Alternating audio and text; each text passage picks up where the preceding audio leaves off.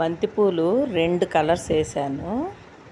ఎల్లోకు maroon వచ్చి colour, yellow maroon mixing colour.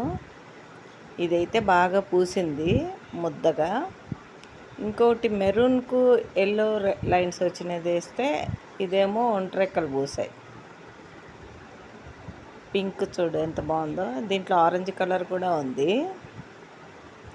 Orange colour కొంచెం light orange, అదేమో pink dark. ఇవి మకరకండాలని అంటారు కదా, కొంతమంది దాన్ని వేరే పేర్లతో కూడా పిలుస్తారు. ముద్దగా బాగా పూస్తున్నాయి పూలు.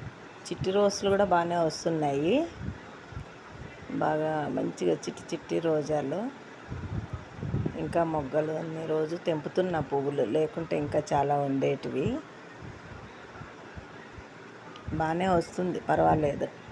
రోజు వర్షం పడేసరికి మంచిగా పింక్, ఎక్కువ పింక్గా కనిపిస్తుంది. ఎండలకు అప్పుడు కొంచెం లైట్ పింక్గా ఉండే, ఇప్పుడు కొంచెం మంచిగా డార్క్ పింక్ కనిపిస్తుంది. వర్షానికి మంచిగా డార్క్ పింక్ కనిపిస్తుంది కొంచెం. ఇవన్నీ అయిపోయాక మళ్ళీ మొగ్గలు వస్తాయి పక్కన, చిన్న చిన్న మొగ్గలు.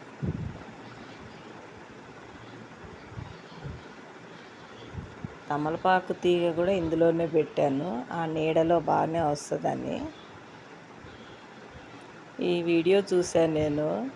నిజంగా 1,00,000 ఇచ్చినా ఇటువంటి నిద్ర దొరకదు.